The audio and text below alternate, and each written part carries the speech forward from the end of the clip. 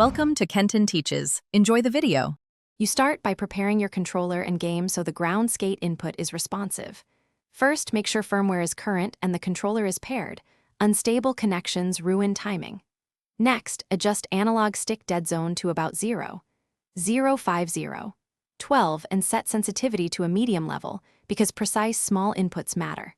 Finally, enable any in-game ground skate toggle and assign a dedicated button or hold for crouch/grip. Once done, test a single slow input to confirm the character enters the grounded skate state. Now execute the ground skate motion with a controlled sequence. Approach the surface at a moderate speed so momentum supports the slide, then hold your crouch or grip button just before initiating the movement. Push the analog stick forward and slightly down while simultaneously giving a light tap of the action button. This combination triggers the grounded skate state reliably.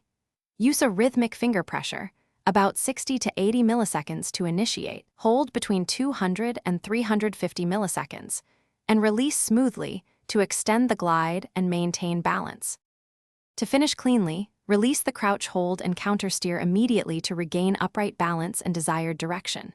If you notice jitter or unintended wobble during the glide, increase the dead zone to around 0, 12, 18 and lower sensitivity a bit. This filters noise.